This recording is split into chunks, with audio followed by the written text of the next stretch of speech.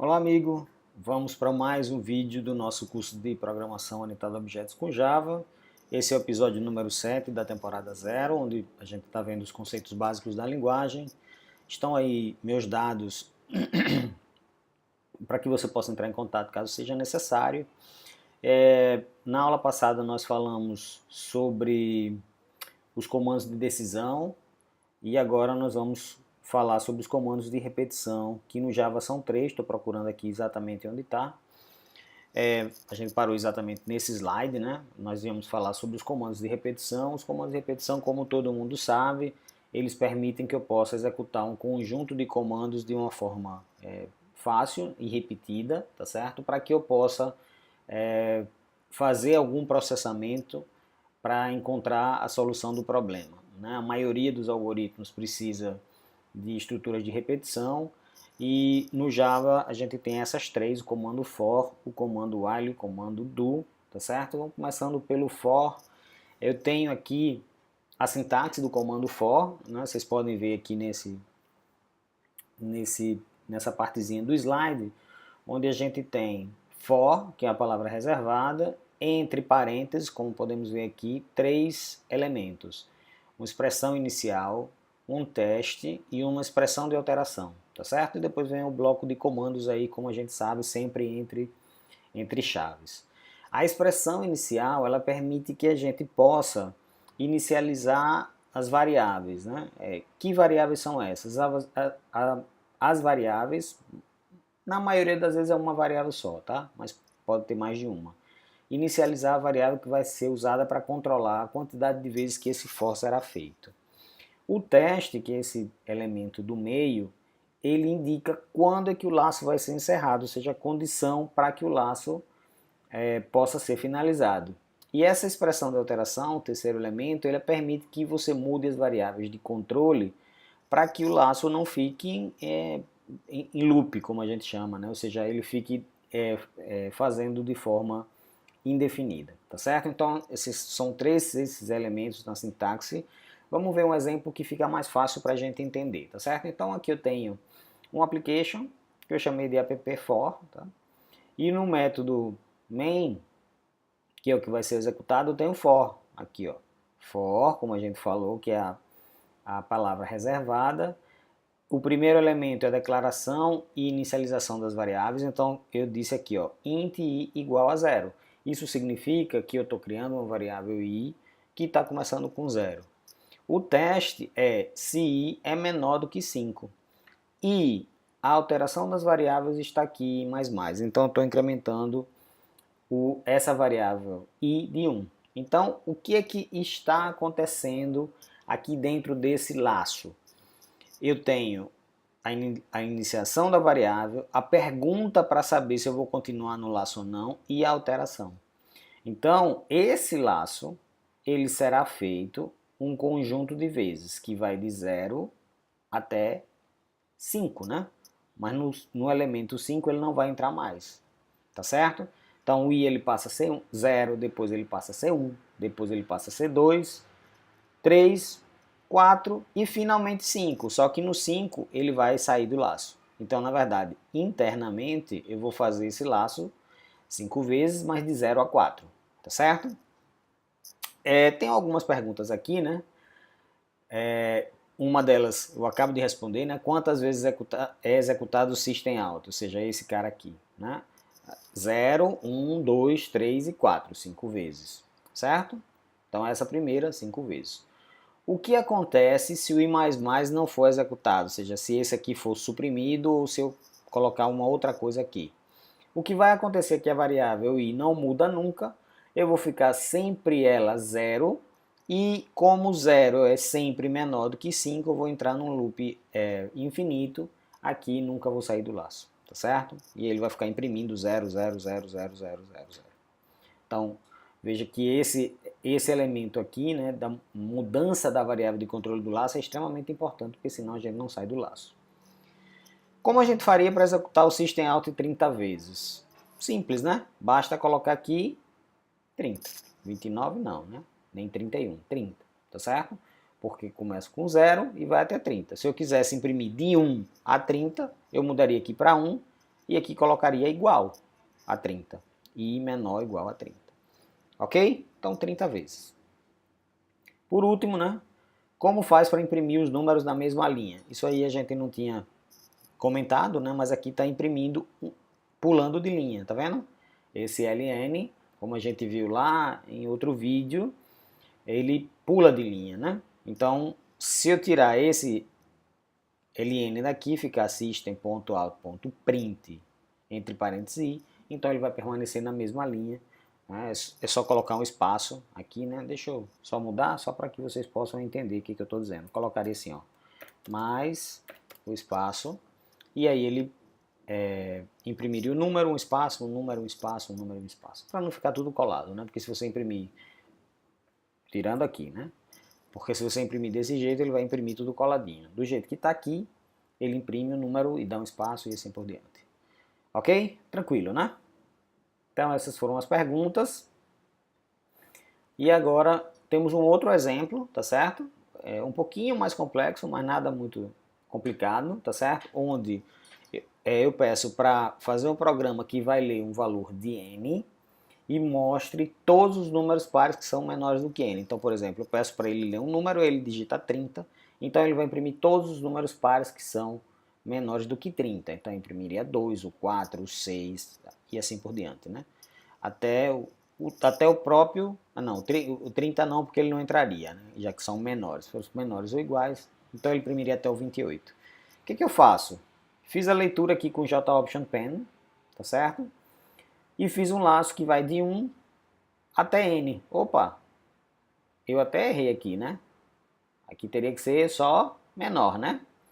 I mais mais. E aí eu pergunto, para cada i, pergunto se i percento 2 ele é 0, se for imprimo i inclusive o espaço, tá certo? Então, nada muito complicado, tá certo? É relativamente simples isso aqui.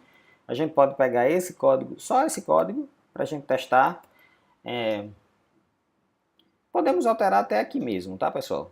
Deixa eu dar um pequeno zoom aqui. Vamos apagar o que está aqui. Esse era um exercício que a gente fez em outro episódio, tá? Então ele pede o valor de n, vamos tirar isso aqui, tá? Então, aumentar mais um pouco e vamos executar. Salvar e executar. Então ele vai pedir o valor de n, sei lá, 27. Então ele imprime aqui, ó, 2, 4, 6, 8, tarará, até 26. Como o 0 é par também, né? A gente poderia trocar isso aqui por 0, né? Certo? E aí sai o 0. O 0 passa a valer, né? Vamos botar agora 10. 0, 2, 4, 6 e 8. O 10 não entra, já que eles são menores, tá certo? Então, dei uma pequena ajeitada lá para que isso aqui pudesse funcionar de acordo exatamente com o que é pedido no enunciado, né? Que a gente tem que se ater muito a isso. A gente tem que saber exatamente o que ele está pedindo. Então, ele pede que digite o n e mostre os números pares menores do que n. Não estava mostrando 0 e estava imprimindo o n se o n fosse par. Então, ajeitei para que isso pudesse ficar de uma forma mais correta, né? Mais correta não, né? De uma forma correta. Eu tenho um exercício aqui, tá certo? Vamos fazer ele só para a gente não perder aí o costume. Eu estou pedindo para construir um programa que imprima a equivalência de graus Fahrenheit para graus centígrados, tá certo?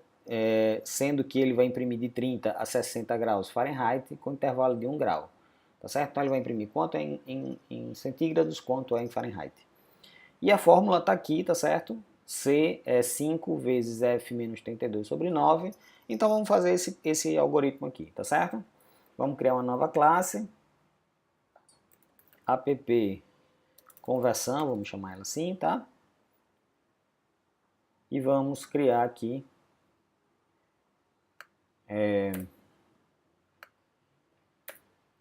vamos lá, vamos dar um zoom aqui. Então ele não pede nada, né? Ele simplesmente vai mostrar a tabela. O que eu vou fazer? Um for, tá? Um for, eu apertei Ctrl espaço, tá certo? Eu posso escolher aqui um desses tipos de for, tá? Vou fazer com esse, embora eu não precise desse vetor, né? Então aqui eu vou fazer de 30 até 60, né? É isso? É o que ele pede, ó. Vamos voltar aqui, ó. Os limites são de 30 a 60 graus Fahrenheit, então eu tenho que variar isso aqui, tá certo? Só isso aqui já garante que eu vou fazer o laço de 30 até 60. Se eu quiser imprimir, ó, eu posso vir aqui e imprimir assim, ó. I. Simplesmente I. E aqui fora eu vou imprimir assim, ó. Sysout. Opa, Sysout. Vou imprimir assim, Fahrenheit, F e C, certo? Só pra gente poder ver como é que tá. Vamos rodar aqui, ó. Ele imprimiu aqui, ó, F30, Fahrenheit até 60. E centígrados ele não imprimiu porque a gente não fez a conta, tá certo? Mas vamos fazer a conta agora. Então, o C, vamos criar ele como double, melhor dizendo, vai ser 5 vezes F, né? Que na verdade o F é nosso I, menos 32 dividido por 9. Acho que era mais ou menos assim, né? 5 vezes F menos 32 dividido por 9. Se eu quiser aqui ainda deixar ele que ele faça primeiro essa operação, né? Embora aqui ele vai fazer porque esse e esse tem a mesma precedência, né? Multiplicação e a divisão, mas como ele está mais à esquerda, é o que ele vai fazer primeiro. De qualquer forma, já está ok aqui. Vamos dar só um espaço. E depois vamos escrever o C, certo? Simples, simples, simples. Desculpe. Ali eu coloquei vírgula, né? Na verdade é porque eu já estava pensando no printf, tá? E o printf você coloca vírgulas, você coloca string, né? Formata para poder imprimir. Então, 30 menos 1, 31, 0, 32, 0. Será que isso está certo? Será que isso está certo? O que será que deu mais ou menos errado, né? Double C, porque na verdade aqui deu quase certo, né? Se a gente for pegar aqui o valor de 30, por exemplo, né? 30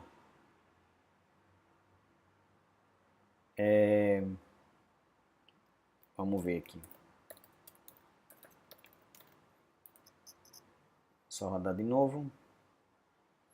Agora sim, tá, pessoal?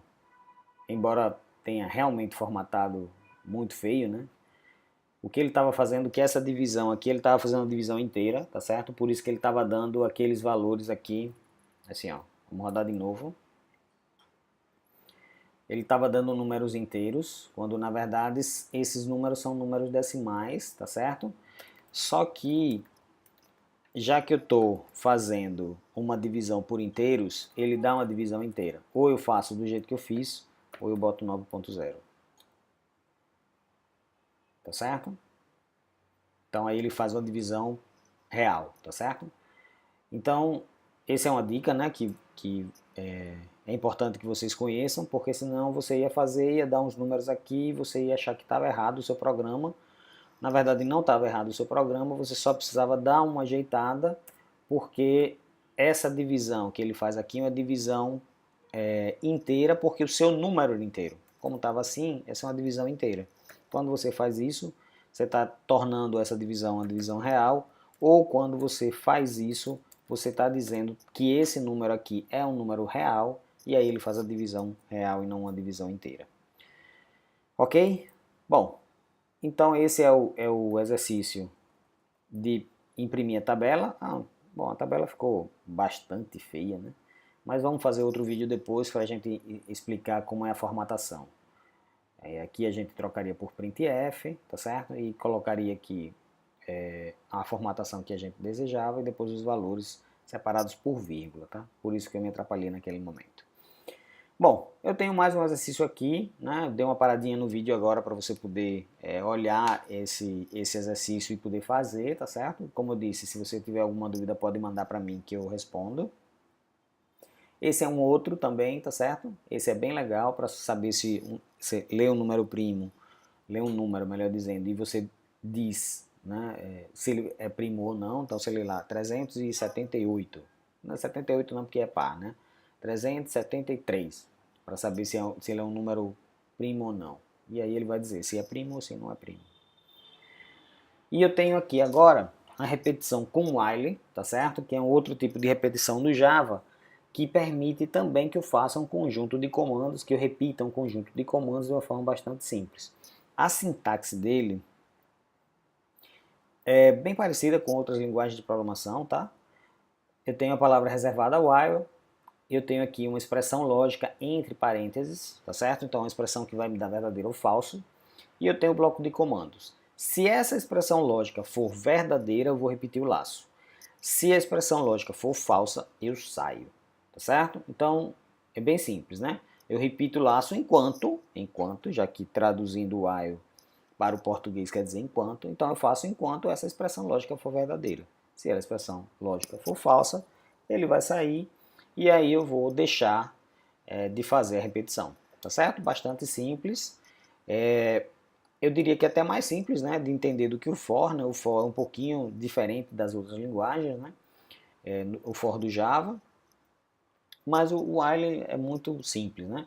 Então eu peguei aqui um exemplo que calcula o fatorial usando o while, e veja que eu declarei uma variável aqui que começa com 1, declarei uma variável fat que começa com 1 e fiz um laço que vai de 1 a... Quer dizer, fiz um laço que vai de 1 a 5 não, eu fiz um laço que vai ser repetido enquanto i for menor ou igual a 5. Como eu comecei por 1, então ele vai repetir até que esse i se torne 6, né? Maior do que 5. Aí eu faço dentro do laço fat é fat vezes i e i mais mais. Então essa é a minha variável de controle, tá aqui, tá certo? Se eu não tiver isso aqui, mais uma vez eu vou ficar no loop infinito, tá certo? Ele não vai sair nunca, porque você não está mudando essa variável e a variável é a variável de controle. No final eu imprimo o fat, né? Esse cara está fora do while, tá certo? E ele imprime essa variável aqui, fat, que representa o fatorial do número, tá certo? Muito simples a repetição com while, né? Essa expressão lógica tem que ser verdadeira, tá certo? E ele vai ficar repetindo até que ela for falsa. Um detalhe importantíssimo, tá, pessoal? Que aí você precisa perceber. O laço, né? Ele pode... O laço não. Os comandos que estão dentro do laço podem não ser repetidos nenhuma vez. Basta que o quê? Que a minha expressão lógica de cara, essa daqui, seja falsa. Então aqui, por exemplo, se i for maior do que 5, se eu trocasse isso aqui, while i maior do que 5, ele não, nem executaria nenhuma vez, já imprimiria aqui o valor fat 1 porque eu sairia, tá certo? Então a gente tem que ter isso sempre em mente, porque a gente pode se atrapalhar aí por um detalhe de se vai entrar ou se não vai entrar, ok? Então aqui eu tenho algumas perguntas. Quantas vezes será executado o laço? Esse laço aqui, né? Quantas vezes será executado esse laço? 5 vezes, do mesmo jeito do outro. Para 1, para 2, para 3, para 4 e para 5, né? Já que é menor ou igual. Ele ainda vai voltar mais uma vez, quando o i for 6 vai testar, mas vai sair. Então esse laço, de fato, só será executado 5 vezes. Qual é a variável de controle do laço? Quando a gente olha para cá, né, a gente já consegue perceber que a variável de controle é a variável i. Ela que permite que você faça o controle para poder sair do laço na hora que você desejar. A variável de controle teve que ser modificada dentro do laço? Sim. Não tem outro lugar onde você tenha que, onde você possa, melhor dizendo, fazer essa alteração. Ela tem que ser controlada dentro do laço.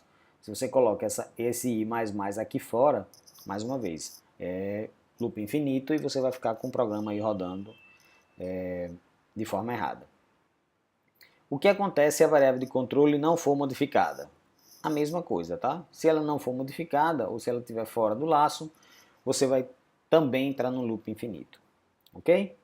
Bom, aqui eu tenho também mais alguns exercícios para que vocês possam treinar, tá certo? Eu não vou fazer porque senão o vídeo vai ficar muito longo, tá certo? A gente tem aí ainda algumas coisas para ver nessa primeira temporada. Então aqui eu tenho esse, por exemplo, que já está feito, está resolvido, tá certo? Você leu aqui, entendeu qual é o problema, a resposta está aqui, tá certo? Um detalhe antes da gente mudar de comando de repetição é o que a gente chama de flags. Os flags, né, são, fazendo uma tradução aí do inglês, são bandeiras, né, que na verdade a gente utiliza muito esse nome flag para eventos que indicam alguma coisa. Né? Em programação, em algoritmos, em programas, já em linguagem de programação, eles normalmente são utilizados para que a gente possa encerrar os laços. Então os flags servem para isso. Né? Então eu coloquei aqui um exemplo onde tenho a palavra flag para a gente entender. Tá? Então o exemplo diz o seguinte: ó, faça um programa em Java que calcule a média de um conjunto de números lidos. Aí eu pergunto, quantos números eu vou ler? Não sei, não sei. Aí ele diz assim, ó, usar como flag o valor 0. Então eu posso começar digitando lá, 5, 2, 200, 4, 26, 0. Quantos eu li? Não sei, eu sei que o flag foi 0 para encerrar. Ou eu posso digitar 3, 8, 0. Então eu sei que eu digitei um conjunto também. Então depende do usuário, eu não sei exatamente quantos são. Nesse caso específico, eu não tenho como fazer um for, tá certo? Embora até tenha, mas não é o mais adequado. Nesse caso, o mais indicado é você fazer um while e no while você testar o valor do flag, porque aí sim eu tenho garantia de que aquele valor que eu digitei é o valor de saída. Então aqui eu tenho esse exemplo resolvido, tá certo? Onde eu faço a leitura de um número fora do while, tá certo? E testo esse valor que eu li para saber se ele é 0. Porque se ele for 0, eu já vou encerrar o laço, tá certo? Se não for 0, imagine que eu digitei aqui 15, por exemplo, o que, que eu faço? Soma, recebe, soma mais o 15, ou seja, eu guardo, e utilizo essa variável conte para contar quantas vezes eu entrei no laço. Por que, que isso é necessário? Porque eu preciso saber qual é a média, e para saber a média eu tenho que ter essa quantidade de números que foram digitados. Após isso, o que, que eu faço? Eu faço a leitura de um novo valor para que quando ele volte no laço, esse valor já esteja atualizado.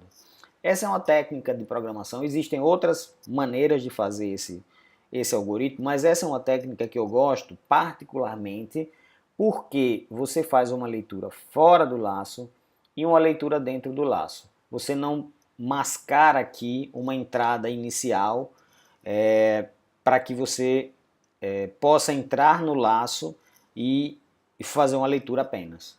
Eu acho que não tem problema, eu acho não tem problema você fazer uma leitura antes e uma depois, é uma forma elegante de resolver esse problema, tá certo? Então quando você tiver uma leitura baseada no flag, pense sempre em fazer uma leitura fora e uma leitura dentro, porque muita gente faz um mascaramento e força a entrada na primeira para que faça só uma leitura, né? Para o algoritmo ficar menor. Mas não pense em tamanho, pense em elegância na hora de poder fazer a leitura desse algoritmo que você está implementando, tá certo? Bom, tem aqui mais um conjunto de exercícios, tá certo? Inclusive dizendo qual é a dificuldade de cada um deles. Nesse momento eu não vou resolver, tá certo? Porque eu quero mostrar o laço, o terceiro laço de repetição, que se chama do while, que é um uma outra forma de fazer laços, um pouquinho diferente dos outros, tá certo? Cuja sintaxe é do, vem o bloco de comandos e tem o while. O detalhe é que o teste não é feito no começo. O teste da expressão lógica que está aqui é feita no fim.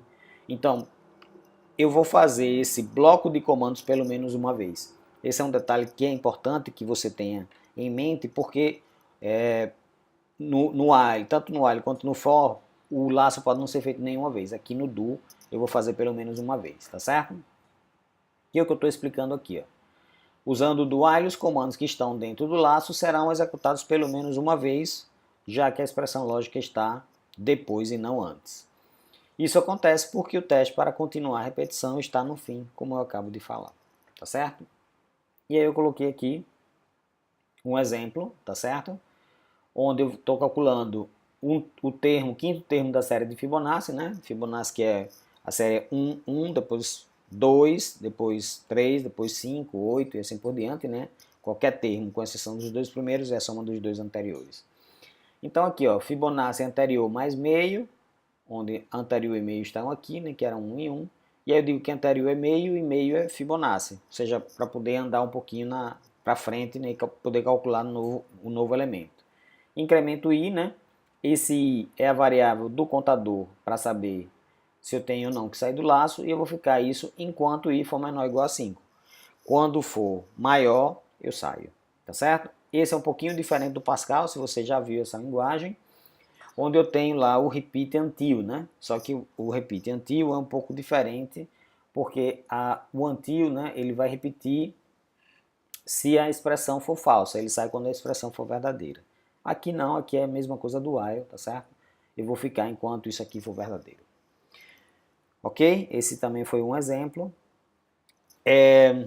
Só para a gente encerrar os nossos comandos de repetição, eu preciso falar de dois elementos, que são comandos especiais para as estruturas de controle. Um é o break e outro é o continue.